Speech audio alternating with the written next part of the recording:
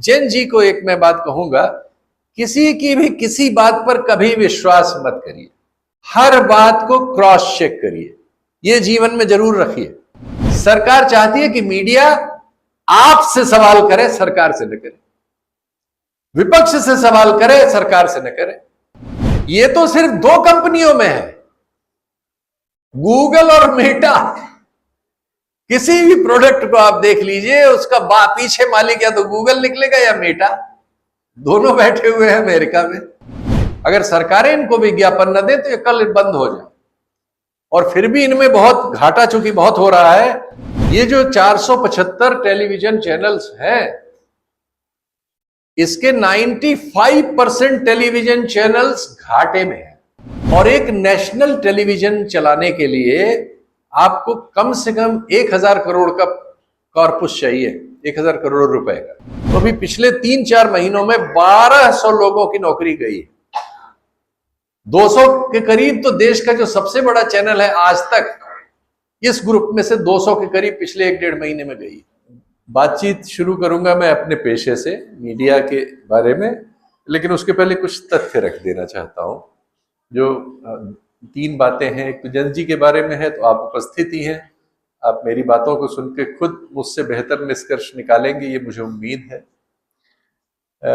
मैं उन संस्थाओं के बारे में पहले बताना चाहता हूं जिनकी गड़बड़ियों की वजह से हम लोगों को इस परिस्थिति का सामना करना पड़ा कि आज रोशनी दिखाने के लिए हमारी सबसे युवा पीढ़ी, जिसके सामने बहुत बड़ी चुनौतियां हैं जो हम लोगों के जीवन में नहीं थी, उनके जीवन में है। इसके बावजूद उन्होंने ऐतिहासिक संघर्ष करके पूरे देश में एक हौसला पैदा किया, डर को दूर किया। देश डर गया था। हमें लग रहा था कि हम 78 साल से जिस लोकतांत्रिक भारत में रह रहे हैं, इसे हमने खो दिया है। हमारी पीढ़ी के तो बहुत से लोग, मेरे समेत, बेहद निराश थे। परिस्थितियां ऐसी हो गई थी कि वो निराशा बढ़ती जा रही थी। तो जैन जी को और उन युवाओं को, छात्रों को, सबको कई बार सलाम, जिन्होंने हम में फिर से आशा का संचार किया। अब आप देखिए, हमारी जो सबसे बड़ी मानवाधिकार की संस्था है देश में, एक आयोग है। हमारे पास बहुत सारी स्वायत्त संस्थाएं हैं जो कानून से, उनका जो अधिकार है और उनकी जो उपस्थिति है वो कानून सम्मत है। वो उनकी ताकत संविधान है, वो किसी के लिए अदरवाइज उत्तरदायी नहीं है संविधान के अलावा। लेकिन उनमें क्षय हो गया था। एनएचआरसी यानी नेशनल ह्यूमन राइट्स कमीशन, जो सबसे प्रमुख इकाई है, मैं जब आ रहा था तो मैंने स्क्रॉल किया, तो इसका हालत यह है कि इसकी जो अंतर्राष्ट्रीय एक्रीडिएशन है, ये जो संस्थाएं हैं, ये द्वितीय विश्व युद्ध के बाद जो दुनिया बनी, जिसमें यूनाइटेड नेशन बने, बहुत सारी ऐसी संस्थाएं बनी जिन्होंने दुनिया को कानून कायदे में न्यायप्रिय बनाने में मदद की, और उसमें बहुत सारे देश सिग्नेटरी हुए। भारत भी उसका एक सिग्नेटरी है। उसी के तहत ये एनएचआरसी जो है, अंतर्राष्ट्रीय संगठन की सिग्नेटरी है, और वहां से उसकी मान्यता तय होती है। ये मान्यता 2023-24 में खतरे में पड़ गई थी, और इसका रीएक्रेडिटेशन जो है वो टल गया था। मार्च 2025 में एनएचआरसी को ए से बी कैटेगरी में डाउनग्रेड करने की रिकमेंडेशन चली गई। यानी ये माना गया कि जो ये हमारा कमीशन है, ये मानव अधिकारों के मामले में जो इसको करना चाहिए वो नहीं कर रहा है। खैर, जिस वजह से हम ये व्याख्यान माला हो रही है, उससे बड़ा सबूत तो क्या होगा कि 84 वर्षीय फादर स्टैन स्वामी को इस देश के निजाम ने एक सिपर के लिए हाई कोर्ट में कई पेशियों में दौड़ाया, और आखिर में वो नहीं रहे। तो हमारे ह्यूमन राइट कमीशन पे तो इससे बड़ा तो क्या होगा, और हमारे पूरे ह्यूमन राइट अप्रोच पे इससे बड़ा तो कोई गुनाह हो ही नहीं सकता। ये एनएचआरसी का मामला है। चुनाव आयोग के बारे में तो क्या कहें, सुनवाई चल रही इस समय फिर से कोर्ट में। कोर्ट के ही सजेशन से मार्च 2023 में सुप्रीम कोर्ट ये तय हुआ था कि जब तक कानून नहीं बनता, इनकी नियुक्ति का कानून नहीं था तब तक, तब तक ये व्यवस्था की जाए कि लीडर ऑफ हाउस यानी प्रधानमंत्री, लीडर ऑफ अपोजिशन यानी नेता विरोधी दल, और चीफ जस्टिस ऑफ इंडिया, ये तीन लोग मिलके चुनाव आयुक्तों की नियुक्ति किया करें। इससे लोगों में विश्वास होगा, क्योंकि वो मुकदमा इस बारे में था कि लोगों में चुनाव आयोग जैसी संस्था पर अगर अविश्वास हो जाए तो फिर लोकतंत्र की क्या स्थिति होगी। बात बहुत गंभीर थी, बहुत गंभीर सवाल था। एक आयुक्त की नियुक्ति को चैलेंज करता हुआ यह पिटीशन था। मार्च 2023 में इसमें फैसला देते हुए सुप्रीम कोर्ट ने कहा कि जब तक कानून नहीं है तब तक ये व्यवस्था कर लीजिए, इससे अविश्वास खत्म रहेगा और नई नियुक्तियां इसी के तहत की जाए। सरकार ने क्या किया? सरकार ने झट से उस ऑर्डर के उस हिस्से को पकड़ लिया कि कानून नहीं है अभी, तो तुरंत कानून एक बना लिया जिसमें चीफ जस्टिस ऑफ इंडिया को बाहर कर दिया और 3 सदस्यीय समिति में एक मंत्री को शामिल कर लिया चीफ जस्टिस की जगह। यानी प्रधानमंत्री, उनका ही एक मंत्री और लीडर ऑफ अपोजिशन जो अकेला सिर्फ विरोध व्यक्त कर सकता है जब अकेला रह जाएगा, ऐसी व्यवस्था कानून में बना दी। अब वो फिर चैलेंज में है और सुप्रीम कोर्ट अब पूछ रहा है कि भाई आपने ये व्यवस्था, ये जो कानून, ये फैसला जो था उसमें 3 स्टेंजा लिखे हुए हैं जो ये बताते हैं कि इस पर विश्वास लोगों का होना चाहिए। अगर ये तो चुनाव तो अल्टीमेट है, अगर इस पर विश्वास ही नहीं होगा तो इसका क्या मतलब है? और आपने फिर इस तरह का कानून बना लिया। आप इसका, अब वो बहस चल रही है। आप जानते हैं हमारे यहाँ इस तरह के फैसले होने में वर्षों लगते हैं। फिलहाल तो यही व्यवस्था लागू है और मनपसंद चुनाव आयुक्तों की नियुक्ति हो रही है और जिस तरह से चुनाव हो रहे हैं सब तथ्य आपके सामने है। तो ये 2 संस्थाएं मैंने प्रमुखता से गिनाई आपको। इसके बाद मैं अपने जिस काम को मैं करता हूं यानी पत्रकारिता, उसके बारे में आपसे थोड़ी सी बात करूंगा, फिर मैं अपना मुख्य भाषण पढ़ता हूं। देखिए, मनुष्य जब भी विकसित हुआ, इसके बारे में जो हमारे पास एविडेंस बेस्ड नॉलेज है उसके अनुसार हमने अपने विकास क्रम में टूल्स डेवलप किए। पहले हम पत्थर से आग जलाना सीखे, 2 पत्थरों को रगड़ने से, फिर उसके आगे के टूल्स बने। भोजन के लिए हमने उपकरण बनाए, हथियार बनाए। विकसित होते होते हम, यानी जो हमारे पास ज्ञात इतिहास है मनुष्यता का, मनुष्यता के 2 इतिहास हमारे सामने हैं। एक है कि मनुष्य कब से पृथ्वी पर है, ये मैं एविडेंस बेस्ड नॉलेज की ही बात कर रहा हूं। तो 18-20 लाख साल से हमें ऐसे फॉसिल्स और दूसरी चीजें मिली हैं, ऐसे मतलब सैंपल्स मिले हैं जिससे हम मनुष्य की या मनुष्य जैसे किसी प्राणी की इस पृथ्वी पर उपस्थिति के बारे में जानते हैं।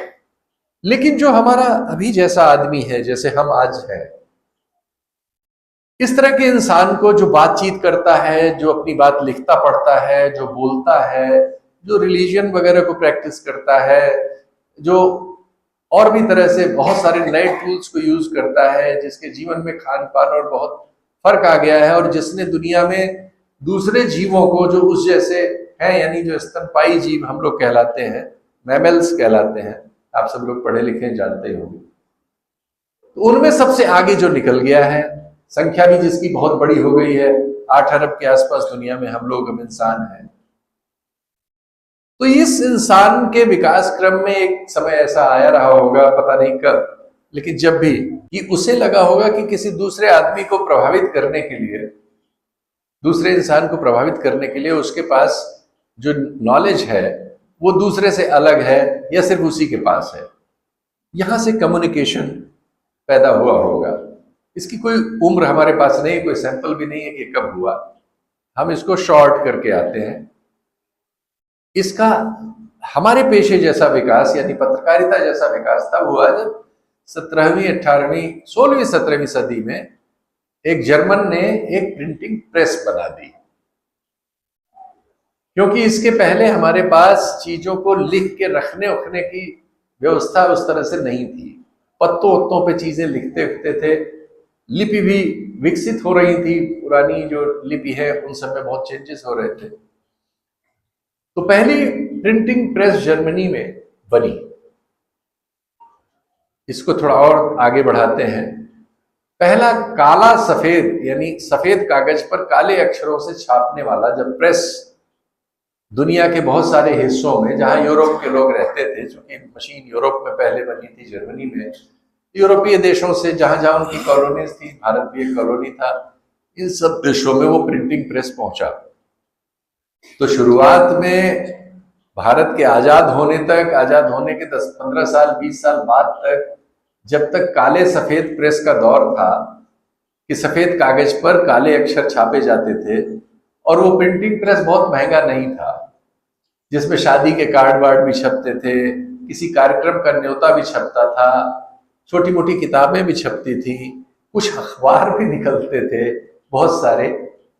तो हमारे यहाँ इस तरह का अखबार जो रजिस्टर होते थे उनकी संख्या 1 मिलियन थी, यानी करीब 10 लाख हमारे यहाँ अखबार अंग्रेजी राज से और हमारे आजाद होने के बाद के 20-25 साल तक, जब तक रंगीन प्रेस नहीं आया, तब तक हमारे अखबारों की संख्या 10 लाख के आसपास थी।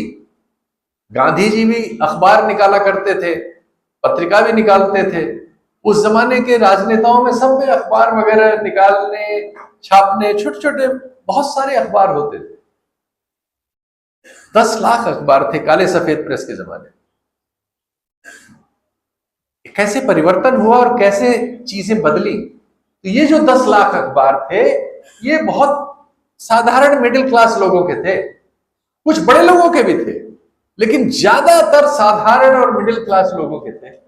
आजादी की लड़ाई लड़ रहे थे अखबार, गुलामी के खिलाफ लड़ रहे थे अखबार, समाज में सती प्रथा और इस तरह की दूसरी जो हमारी गलत मान्यताएं हैं, इन सब के खिलाफ लड़ रहे थे अखबार, सामाजिक सुधार के कार्यक्रम ले रहे थे अखबार।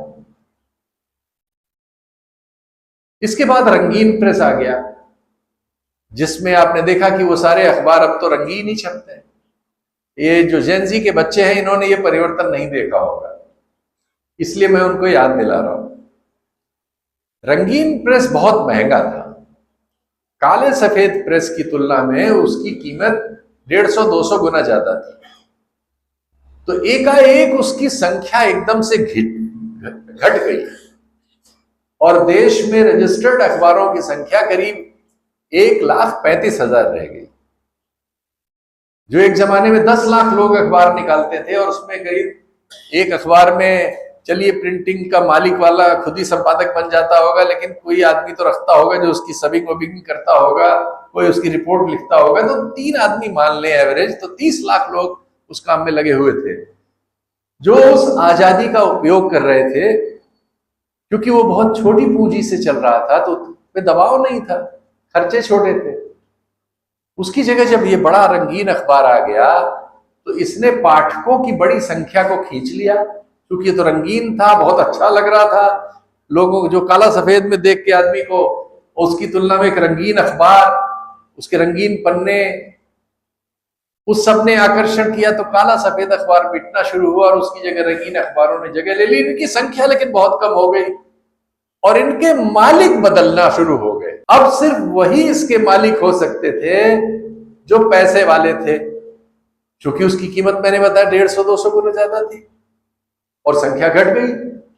यहां से हमारी पत्रकारिता की भावना में, पत्रकारिता में कमजोरी आना शुरू हुई और उसमें जो जज्बा था आजादी की लड़ाई लड़ने का, एक समय में समाज के सुधार करने का, वो सब अनुपस्थित होना शुरू हो गया। सिनेमा की खबरें, चटकीली खबरें, यौनिक खबरें, चटपटी खबरें, राशिफल, इन सब चीजों ने उसकी जगह लेना शुरू की और अखबार जो है, आप कह सकते हैं कि दक्षिणपंथी होना शुरू हो गए, मालिक बदल ही गए थे। इसके बाद आया टेलीविजन, वो तो इससे भी आगे की चीज थी। आप अखबार तो पढ़ते थे, यहां आपके ड्राइंग रूम में सब खबर और वो, और तुरंत आ रही है, अभी खबर हो रही है, अभी आ रही है। अखबार तो रात में छपेगा, सुबह आपके शहर आएगा या आपके घर में आएगा, तब आप पढ़ेंगे, तब खबर जानेंगे। टेलीविजन पे आप देख रहे हैं कि वो प्रधानमंत्री घूम रहे हैं, वो नेता विपक्षी दल घूम रहे हैं, वो दंगा हो गया, अमेरिका में लड़ाई हो गई, वो ईरान में लड़ाई हो गई, सब चीज आप देख रहे हैं। टेलीविजन ने अखबार को खा लिया, रंगीन अखबार को। और देश भर में इस समय टेलीविजन जो है, जो खबर दिखाते हैं सभी भाषाओं में, उनकी संख्या घट के रह गई सारे ग्रुप्स मिला के कुल 450 सारी भाषाओं में, देश भर में। तो जो चीज 10 लाख मालिकों से शुरू हुई थी और जो बहुत साधारण लोगों ने शुरू की थी, वो टेलीविजन के आते आते 450 रह गई। ये 450 भी बहुत सारे ग्रुपों में है। जैसे अडानी के पास तो अभी शुरू हुआ है, उसने खरीदना शुरू किया 2-3 साल से, एनडीटीवी के बाद से, तो अभी उसके पास शायद 12 या 15 है। लेकिन अंबानी ग्रुप के पास शायद 28 या 30 चैनल है। तो स्पोर्ट्स के, कॉमर्स के, वो बहुत सारी चीजें लोग खरीद लेते हैं। एक एजेंसी भी उन्होंने खरीद ली। तो अब ये ग्रुप्स बड़े टॉप ग्रुप्स में चला गया मामला। और एक नेशनल टेलीविजन चलाने के लिए आपको कम से कम 1000 करोड़ का कॉर्पस चाहिए, 1000 करोड़ रुपए का। क्योंकि शुरू करने के लिए 400-500 करोड़ और 3 साल माना जाता है कि कम से कम वो लगातार घाटे में रहेगा, तो उसके लिए आपके पास फंड होना चाहिए 150 करोड़ रुपए पर ईयर का। तो यानी 450 करोड़ हो, तो 1000 करोड़ के आसपास का कॉर्पस हो, तब आप नेशनल टेलीविजन बन सकते हैं। इसमें भी खेल है। ये जो 475 टेलीविजन चैनल्स हैं, इसके 95% टेलीविजन चैनल्स घाटे में हैं। ये सब सरकार पर निर्भर हैं। एक एवरेज अध्ययन के अनुसार, ये सब चीजें आप गूगल करिएगा, मेरी बात पर या किसी की भी बात पर, जैन जी को एक मैं बात कहूंगा, किसी की भी किसी बात पर कभी विश्वास मत करिए। हर बात को क्रॉस चेक करिए। ये जीवन में जरूर रखिए, सब बातों को क्रॉस चेक करिए। उससे आपके अपने ज्ञानवर्धन में बेहतरी होगी, आप सच के करीब होंगे। और बहुत सी बातें बदलती रहती हैं, उनमें इंप्रूवमेंट होता रहता है, तो आप ज्यादा सही करीब हो। तो इन टेलीविजन चैनलों की हालत यह है कि इनके 95% के आसपास जो है, ये सरकारी विज्ञापनों पर निर्भर है, जो करीब 82% इनकी आय को सपोर्ट करता है। यानी कुल 18% खुद कमा पाते हैं, 82% ये सरकारी खर्चे से चलते हैं। अगर सरकारें इनको विज्ञापन न दें तो ये कल बंद हो जाए।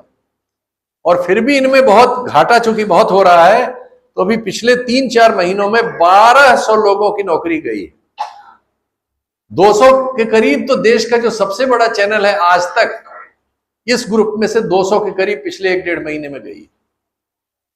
इसलिए कि ये उसके अपनी बैलेंस शीट देख लीजिए, उसकी बैलेंस शीट में पिछले साल इसी तिमाही में उसके पास जो इनकम थी, उसमें करीब 80% या 75% उसकी इनकम कम हो गई है। प्रॉफिट उसका बहुत छोटा हो गया। तो उससे बचने के लिए लोग यही करते हैं कि नौकरियों से लोगों को कम कर देते हैं, 4 आदमी का काम 2 आदमी से लेने लगते हैं। तो ये हुआ टेलीविजन। इसके बाद और डेवलपमेंट हुआ, आ गया सोशल मीडिया, फेसबुक, अब Instagram, Rediff, portals, YouTube channels, सब बहुत सारी चीजें ये जो आ गई, टेलीग्राम इत्यादि इत्यादि। इनके साथ एक भारी समस्या है। ये तो सिर्फ 2 कंपनियों में है, गूगल और मेटा। किसी भी प्रोडक्ट को आप देख लीजिए, उसका पीछे मालिक या तो गूगल निकलेगा या मेटा। दोनों बैठे हुए हैं अमेरिका में, उनका सिर्फ स्टाफ यहां रहता है। अभी याद होगा आपको, जब संसद चल रही थी तो आपके इलाके के ही एक सांसद है निशिकांत दुबे जी, वो एक ऐसी संसदीय कमेटी के हेड हैं जो ये digital media, television, social media, इन सब को मॉनिटर करने वाली कमेटी है। तो वो आप जानते ही हैं कि वो बीच बीच में मोदी जी को खुश करने के लिए ऐसी चीजें करते रहते हैं। तो उन्होंने एक बहाना बना के कि साहब मोदी जी की फला क्लिप आपके यहां से फला दिन में हटा ली गई थी, आइए इसका जवाब दीजिए, कैसे आपने किया। उन्होंने उसको ये जो जुकरबर्ग है उसकी कंपनी के अफसरों को बुला लिया था। आप अभी गूगल करेंगे तो डिटेल आ जाएगा। और बड़ी डांट फटकार लगाई, एक्चुअली तो उसको डांट फटकार इसलिए लगा रहे थे कि इंस्टाग्राम पे तुमने इतना बड़ा जेनजी आंदोलन कैसे खड़ा करा दिया। और तब से इंस्टा वगैरह पे बहुत सारी रील्स वगैरह रोकी जा रही हैं। और लास्ट आंकड़ा यह है कि हर मिनट, ऐसा कहा जा रहा है, इसके पे बहुत स्टोरीज भी आ चुकी हैं, कि हर मिनट केंद्र सरकार सोशल मीडिया के एक न एक अकाउंट को बंद कराती रहती है, और इसने लाखों अकाउंट बंद करा दिए। तो मैं जिस बात पे आ रहा था कि कैसे मिल्कियत बदली, जो चीज पत्रकारिता सबकी थी या किसी की भी थी, जो भी चाहता है, एक प्रिंटिंग प्रेस अपनी भी ना होती तो किराए पे छोटी प्रेस में अपना काम करा सकता था और अखबार नवीस बन सकता था, अखबार का मालिक बन सकता था, वो चीज खत्म होते होते अब अमेरिका तक चली गई है। और चूंकि अब इस समय जब हम आप बात कर रहे हैं, अगर न्यूज प्लेटफॉर्म्स पे अगर 100 रुपए का रेवेन्यू आ रहा है तो 65 से 70 रुपए का रेवेन्यू डिजिटल प्लेटफॉर्म्स पे जा रहा है। अब टेलीविजन के हिस्से में बड़ा रेवेन्यू नहीं है। पहले काले सफेद अखबारों से रेवेन्यू, माने जो विज्ञापन वगैरह से पैसा आता, पहले काले सफेद अखबारों के पास था सब, उससे रंगीन अखबारों में चला गया, रंगीन अखबारों से ज्यादा बड़ा हिस्सा टेलीविजन में चला गया था। अब इनसे ज्यादा बड़ा हिस्सा डिजिटल प्लेटफॉर्म्स पे चला गया है, जिसपे आप जब भी, चूंकि ज्यादातर लोग फोन पे हैं और हमारे देश में एक्चुअल यूजर्स की संख्या 50 से 55 करोड़ है। अकाउंट्स तो 100 करोड़ से भी ज्यादा है हमारे यहाँ, सोशल मीडिया और इंटरनेट अकाउंट्स, लेकिन बहुत से लोगों के डबल और ट्रिपल अकाउंट्स होते हैं। औसत माना जाता है कि 50 से 55 करोड़ लोग सोशल मीडिया प्लेटफॉर्म्स पे इस समय हैं, जो एक ऐतिहासिक नंबर है। शायद चीन में हमसे ज्यादा होगा, लेकिन चूंकि चीन में गूगल पे प्रतिबंध है, यूट्यूब वगैरह पे प्रतिबंध है, तो उनके आंकड़े उस तरह से नहीं मिल पाते। भारत में नहीं है, इसलिए आंकड़े मिल जाते हैं। तो ये संख्या 50 करोड़ से ऊपर है भारत में। इतनी बड़ी संख्या है जो राय बना और बिगाड़ सकती है। लेकिन इसी की वजह से पत्रकारिता में वो संकट आ गया, और बहुत तेजी से आया, बहुत जल्दी से आया, कि आपको इस तरह के टर्म में सेटिस्फेक्शन मिलता है, या आप उससे भी कड़ा टर्म चाहते हैं जो मीडिया के बारे में आजकल कहा जाता है, गोदी मीडिया। ये टर्म सबको पसंद है, लोग बल्कि उससे भी आगे की बातें कहते हैं। वो सिर्फ इसलिए हुआ कि ये कैरेक्टर चेंज हुआ, उसका मालिकाना बदल गया, रेवेन्यू का साइज बदल गया। इसलिए जो पैसे दे रहा है उसके लिए वो डांस कर रहे हैं। जब सरकार, उनका 82% रेवेन्यू सरकार की जेब से आ रहा है, तो जो सरकार चाहती है वही मीडिया कर रहा है। सरकार चाहती है कि मीडिया आपसे सवाल करे, सरकार से न करे, विपक्ष से सवाल करे, सरकार से न करे। कोई भी आंदोलन आप करें तो उसको गलत ठहराए, सरकार को सही ठहराए।